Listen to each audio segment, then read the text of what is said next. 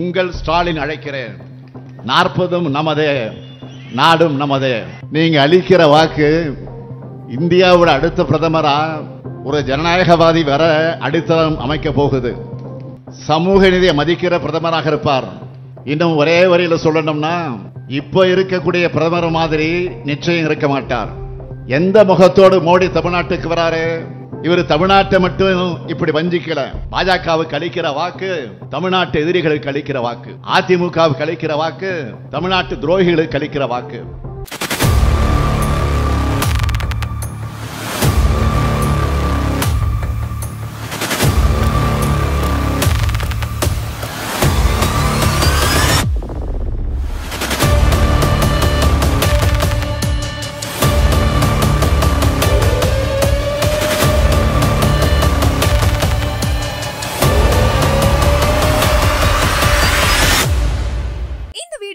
உங்களுக்கு வழங்குபவர்கள் Paysys Pay, secure digital payments with multiple features and great success rate.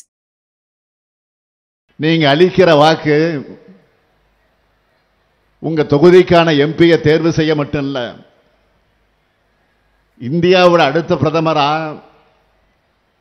ஒரு ஜனநாயகவாதி வர அடித்தளம் அமைக்க போகுது.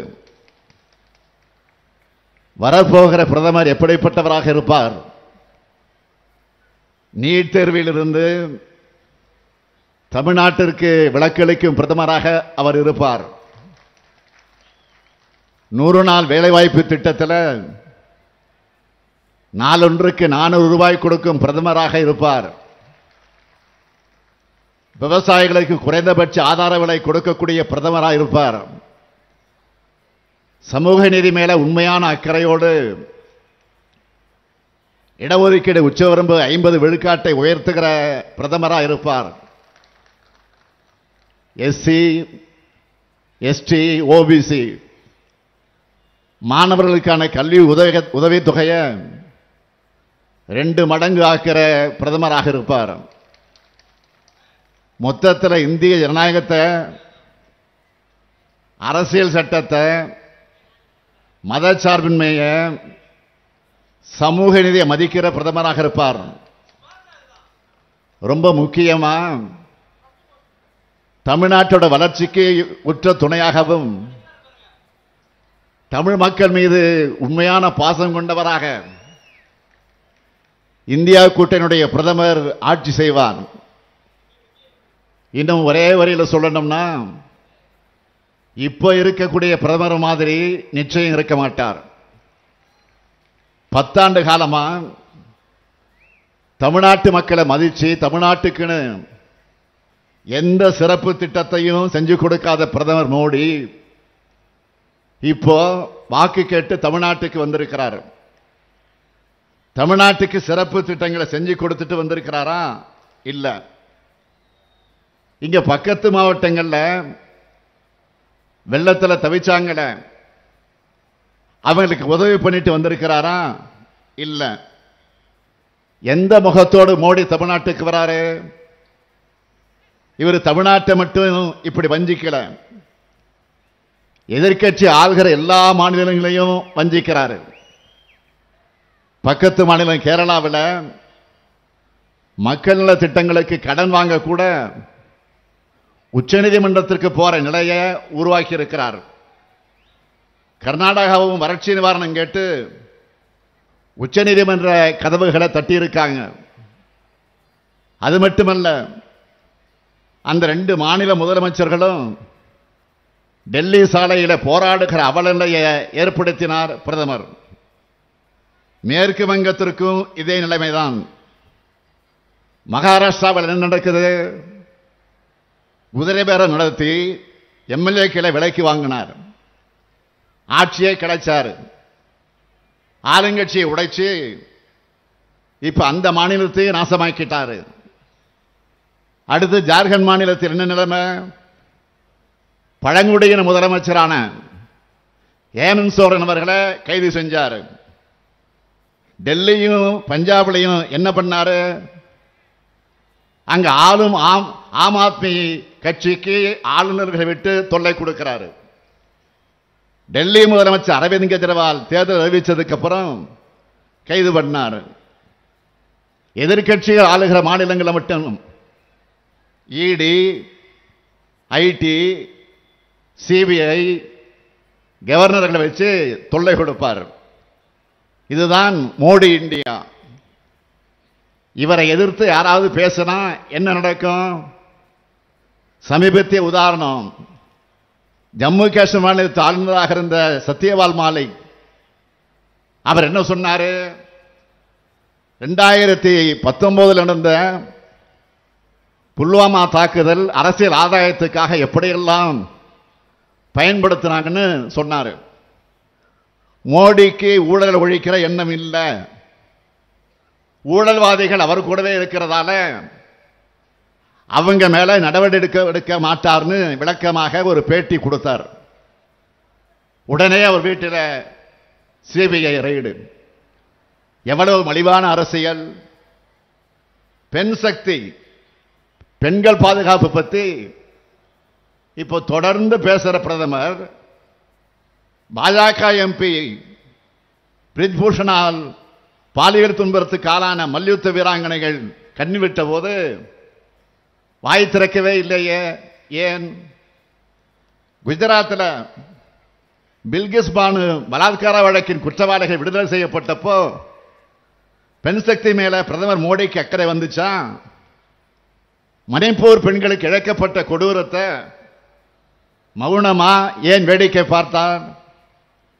ஒரு தடவையாவது மணிப்பூருக்கு போய் பாதிக்கப்பட்ட மக்களுக்கு ஆறுதல் சொன்னாரா?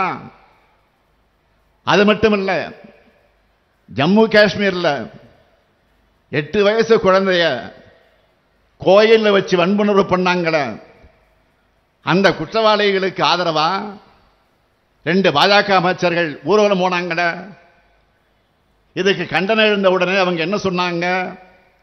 கட்சி தலைமைதான் எங்களை அனுப்பி வச்சதுன்னு சொன்ன அவங்கள மோடி தட்டி கேட்டாரா?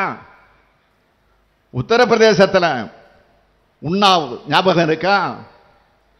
வேலை கேட்டு போன பெண், இளம்பெண், பாஜக எம்எல்ஏ குல்தீப் சிங் உணர்வு பண்ணாரு.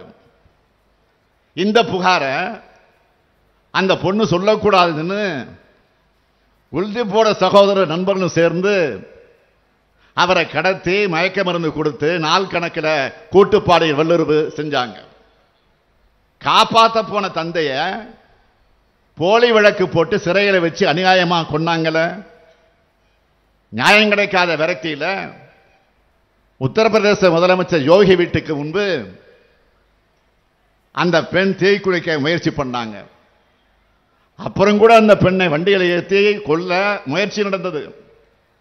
அதில் அவங்க அத்தை இறந்து போனாங்க. இதையெல்லாம் வேடிக்கை பார்த்தது யாரு?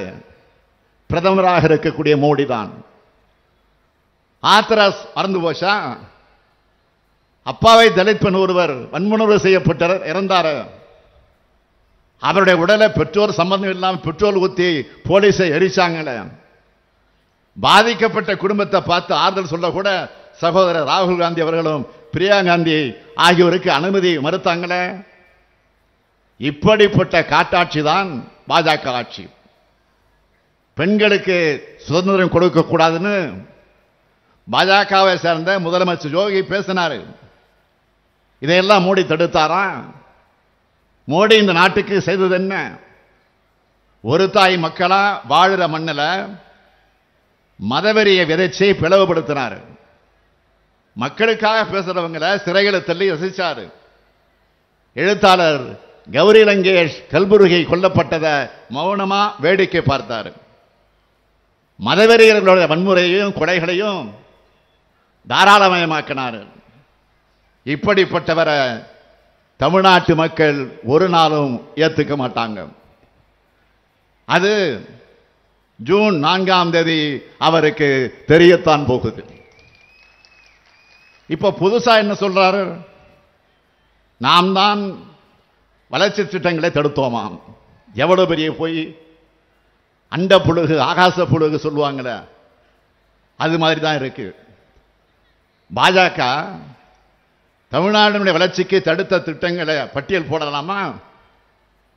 தென் மாவட்ட இளைஞர்களுக்கு அவர்களுக்கு வேலை வாய்ப்பு வழங்க அன்னை சோனியா அவர்களும் பிரதமர் மன்மோகன் சிங் அவர்களும் முத்தமிழர் கலைஞர் அவர்களும் இதே மதுரையில் வந்து தொடங்கினாங்க சேது சமுத்திர திட்டத்தை. அதை இதுவரைக்கும் முடக்கி வச்சிருக்கிறாங்க. ஏன் 10 ஆண்டு காலத்தில் அவங்க அறிவிச்ச ஒரே ஒரு சிறப்பு திட்டமான எய்ம்ஸ் மருத்துவமனையை கூட கட்டித்தராம தமிழ்நாட்டுக்கு மன்னிக்க முடியாத துரோகங்களை செஞ்சாங்களே. இந்த எய்ம்ஸ் கூட அறிவிச்சு மற்ற பாஜக ஆளுகிற மாநில எய்ம்ஸ் மருத்துவமனை எல்லாம் பயன்பாட்டுக்கு வந்துருச்சு. ஆனா மதுரைக்கு எய்ம்ஸ் வரல. நாம கட்டுகிற ₹1 வரிக்கு 29 பைசா மட்டும் திருப்பி கொடுத்து நிதி நெருக்கடியை உருவாக்குறாங்க. பேரிட நிதியை கூட கொடுக்காம நாம மக்களுக்கு கொடுத்த நிதிக்கு கூட நிதியமைச்சர் நிர்மலா சீதாராமன் பிச்சைன்னு சொல்லி ஏளனம் பேச வைக்கிறாங்க. இந்த லட்சணத்தில் ஐக்கிய முற்போக்கு கூட்டணி அரசு என்ன செஞ்சதுன்னு கேள்வி எழுப்புறாரு. திமுக காங்கிரஸ் கூட்டணியில் செய்யப்பட்ட நன்மைகளையும் திட்டங்களையும் பட்டியல் போட்டா ஒரு நாள் முழுக்க அந்த சாதனைகளை மட்டுமே பேசிக்கிட்டு இருக்க முடியும். அதனால சில சாதனைகள் மட்டும் நான் குறிப்பிட்டு சொல்றேன். பிரதமர் அவர்களை நோட் பண்ணிக்கங்க.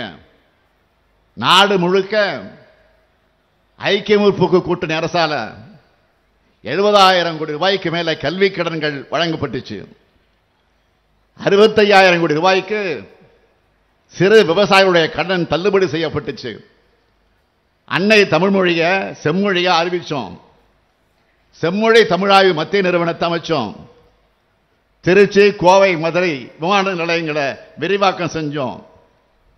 நம்ம TR பாலு அவர்கள் ஒன்றிய அமைச்சராக இருந்த காலத்தில் மேம்பாலங்கள் சாலைகள் 56,644 கோடி ரூபாய்க்கு தமிழ்நாட்டுக்கு திட்டங்களை கொண்டு வந்து நிறைவேற்றணும்.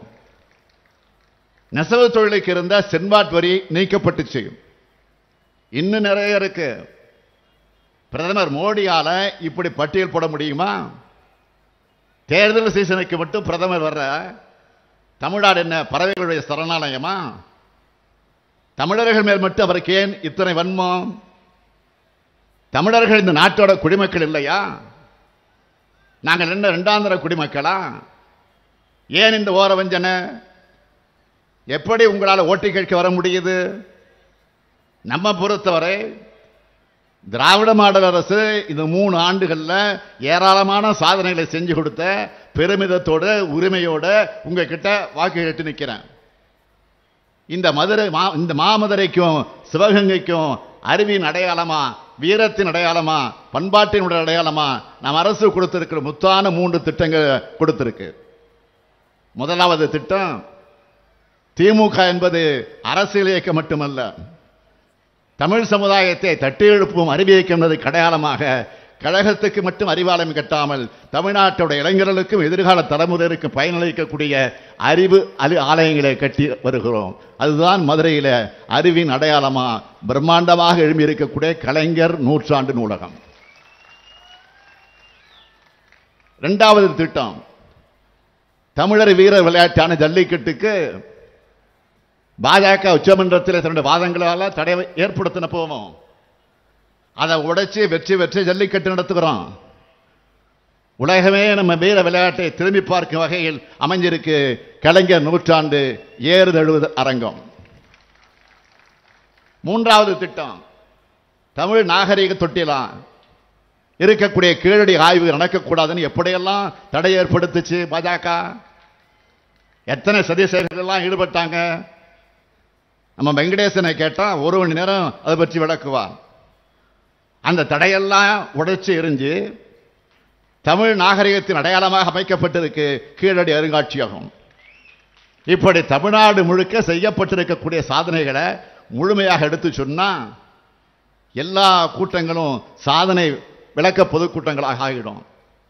அதனால நம்மோட திராவிட மாடல் அரசோட சாதனைகளால பயனடைஞ்ச குடும்பங்களோட எண்ணிக்கை மட்டும் சொல்லட்டுமா? எங்க அண்ணன் ஸ்டாலின் கொடுக்கிற தாய் வீட்டு சீர்னு 1,15,00,000 சகோதரிகள் உரிமையோடும் பாசத்தோடும் சொல்ற கிராம பொருளாதார அதை உயர்த்துகிற கலைஞர் மகளிர் உரிமை திட்டம், 16 லட்சம் குழந்தைகள் காலையில் பசியோடு பள்ளிக்கு வராம சூடாகவும் சுவையாகவும் சுத்தமாகவும் சாப்பிட்டு பாடங்களை நல்லா கவனிக்க முதலமைச்சருடைய காலை உணவு திட்டம் தமிழ்நாட்டில் இருக்கக்கூடிய அனைத்து மகளிரும் சுதந்திரமாக கட்டணமே இல்லாமல் 460 கோடி முறை பேருந்தில் பயணிக்கக்கூடிய விடியல் பயணம் திட்டம், அரசு பள்ளியில் படித்து கல்லூரிக்கு போற 4,51,075 மாணவிகளுக்கு மாதம் 1000 ரூபாய் தரக்கூடிய புதுமை பெண் திட்டம், இளைஞர்களுக்கு வேலைவாய்ப்பு பெற 28 லட்சம் மாணவர்களுக்கு திறன்பயிற்சி வழங்க இருக்கக்கூடிய நான் முதல்வன் திட்டம், இல்லம் தேடி கல்வி மூலமா 24,86,611 மாணவர்கள் பயன்பெற்று வராங்க. மக்களை தேடி மருத்துவ திட்டம் மூலமா இதுவரை 1,71,00,000 பேர் பலன் பெற்றிருக்காங்க. இது அத்தனையும் கடுமையான நிதி நெருக்கடிக்கு இடையிலையும் நிறைவேற்றிட்டு இருக்கோம். எப்படிப்பட்ட கடுமையான நிதி நெருக்கடியில் தமிழ்நாட்டை தவிக்க விட்டு போனார் பழனிசாமின்னு இந்த மேடையில் உட்கார்ந்திருக்கிற நம்ம பிடிஆர் பழனிவேல் தியாகராஜன் அவர்கிட்ட கேட்டா டீட்டெயிலாக சொல்லுவார். திட்டங்களை தீட்டுறது மட்டும் இல்லை, அதோட பலன்கள் முறையா போய் சேருதான்னு நாங்கள் நேரடியாக கண்காணிக்கிறோம். இங்க வர்றதுக்கு முன்னாடி ஒரு வீடியோ பார்த்தேன்.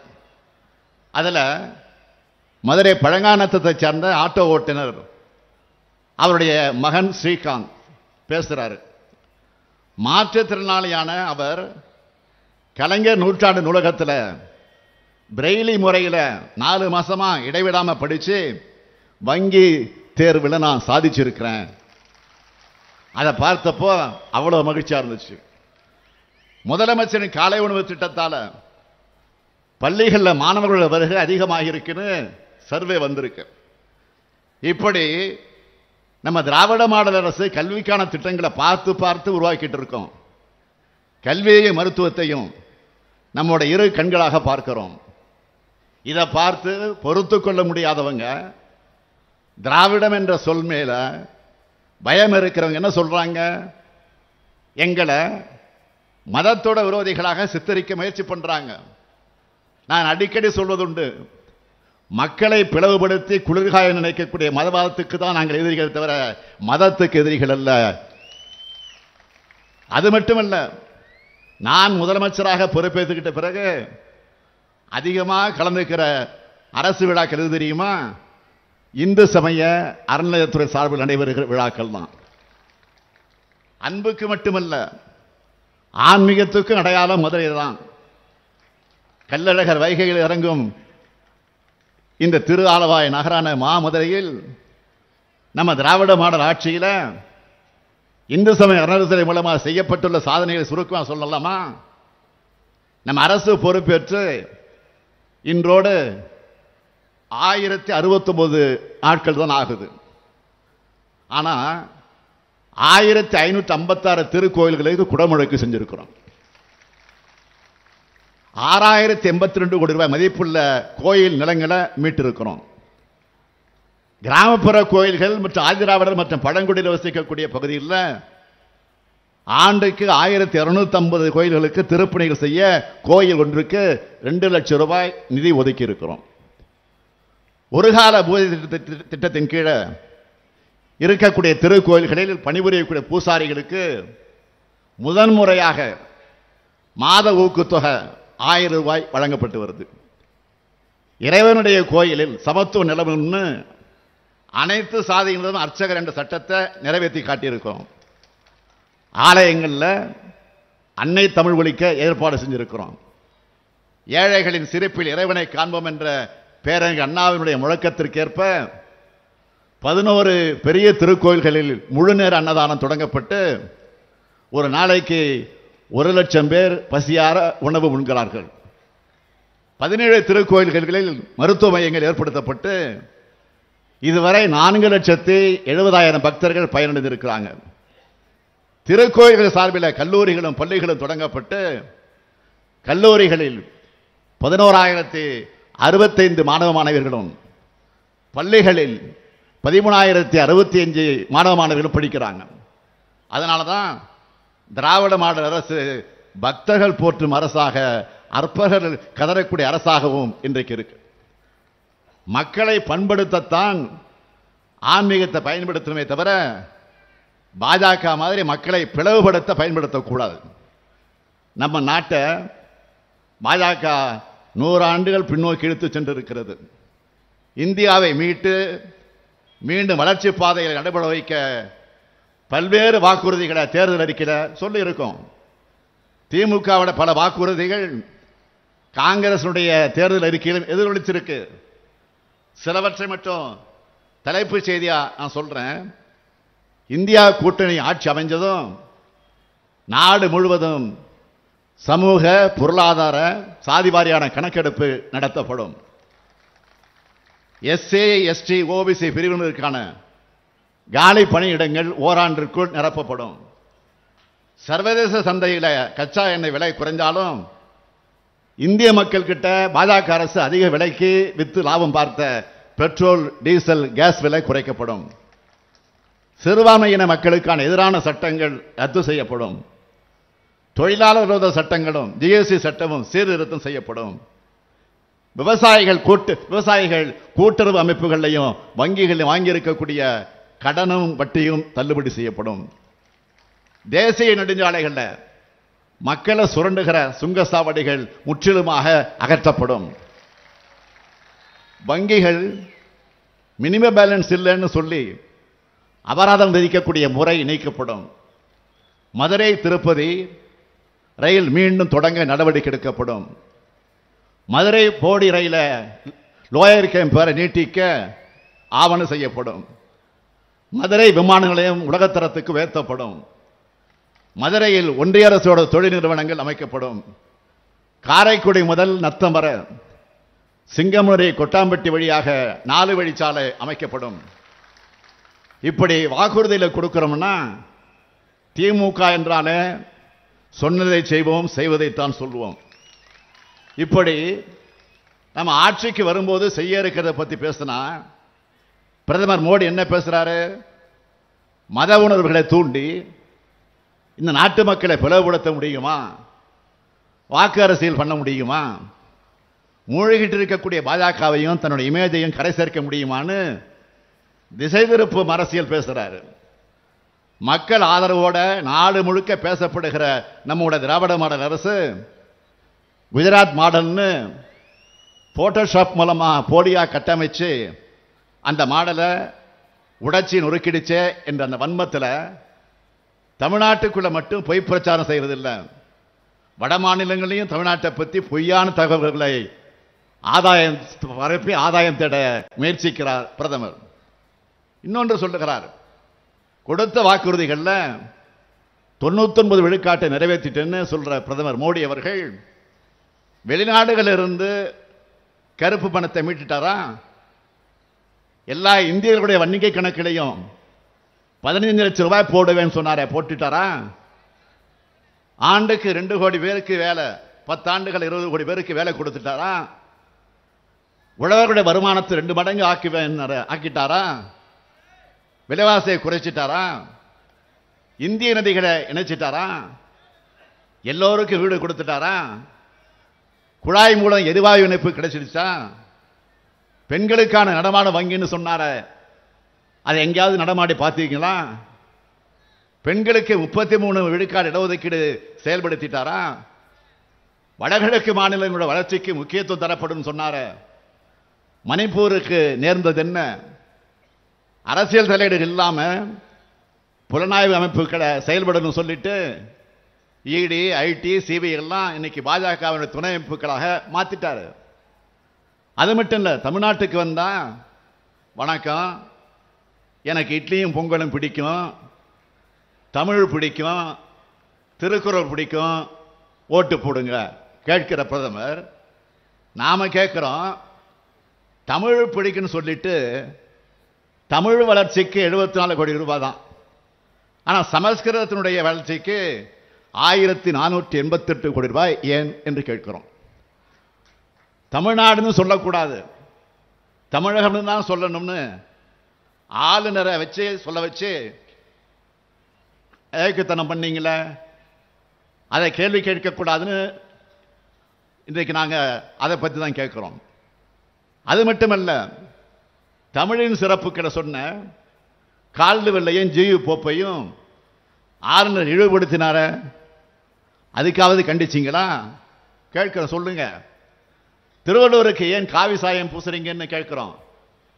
இப்படி அத்தனை தமிழ் வேலையை செஞ்சுட்டு தயவு செஞ்சு வாயால வடையை மட்டும் சுடாதீங்கன்னு தான் அப்படின்னு கேட்கிறோம்.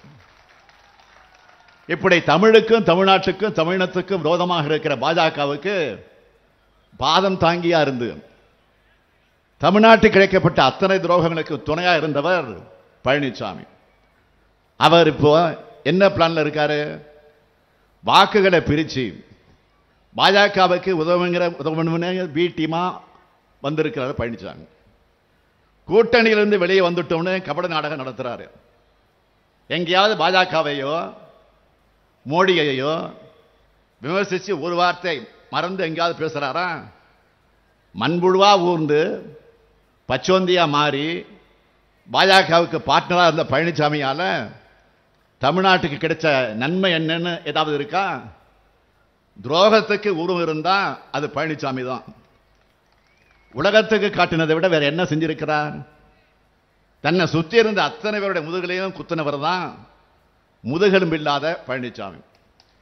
பதவி வாங்க காரணமாக இருந்த அம்மையார் சசிகலா, டிடிவி தினகரன் ஆகியோருக்கு துரோகம் செஞ்சார். பதவியை தொடர துணையா இருந்த ஓ பன்னீர்செல்வத்துக்கும் துரோகம் செஞ்சார். இப்படி குழப்பங்கள் நிறைந்த துரோக கதை தான் பழனிசாமியோட கதை. இப்ப பிரிஞ்சு போனவங்க பாஜகவோட நேரடி கூட்டணியாகவும் பழனிசாமி கள்ள கூட்டணியாகவும் இருக்காங்க. இப்போ இதுல யாருக்கு யார் நண்பன், யாருக்கு யார் எதிரி, யாருக்கு யார் துரோகி? இதுக்கு பதில் என்ன தெரியுமா? இவங்க ஒட்டுமொத்தமா தமிழ்நாட்டுக்கும் தமிழ்நாட்டு மக்களுக்கும், ஏன் ஒட்டுமொத்த இந்திய மக்களுக்குமே எதிரி மட்டுமல்ல, விரோதமான கூட்டணி. பாஜகவுக்கு அளிக்கிற வாக்கு தமிழ்நாட்டு எதிரிகளுக்கு அளிக்கிற வாக்கு, அதிமுகவுக்கு அளிக்கிற வாக்கு தமிழ்நாட்டு துரோகிகளுக்கு அளிக்கிற வாக்கு. எனவே தமிழ்நாட்டை வஞ்சித்த பாஜக, தமிழ்நாட்டை பாழ்படுத்தி அதிமுக ஆக தமிழர் விரோதிகளை ஒரு சேர வீழ்த்துங்க. அதுக்கு மதுரை நாடாளுமன்ற தொகுதியில் நம்முடைய மார்க்சிஸ்ட் கம்யூனிஸ்ட் கட்சியினுடைய வெற்றி வேட்பாளர் தோழர் சு வெங்கடேசன் அவர்களுக்கு அறிவால் சுத்தியல் நட்சத்திர சின்னத்திலும், சிவகங்கை நாடாளுமன்ற தொகுதியில் காங்கிரஸ் கட்சியினுடைய வெற்றி வேட்பாளர் கார்த்தி சிதம்பரம் அவர்களுக்கு கை சின்னத்திலையும் உங்க பொன்னான வாக்குகள் அளிக்கணும்னு கேட்டுக்கிறேன். நீங்க அளிக்கிற வாக்கு இந்தியாவை காக்கட்டும், தமிழ்நாட்டை காக்கட்டும், நம்முடைய எதிர்கால தலைமுறையை காக்கட்டும், பாசிசத்தை வீழ்த்த இந்தியாவை காக்க உங்கள் ஸ்டாலின் அழைக்கிறேன். 40 நமதே, நாடும் நமதே. இந்த வீடியோ உங்களுக்கு பிடிச்சிருந்தா லைக் பண்ணுங்க, ஷேர் பண்ணுங்க, கமெண்ட் பண்ணுங்க. மறக்காம OH தமிழ் சேனலுக்கு சப்ஸ்கிரைப் பண்ணுங்க.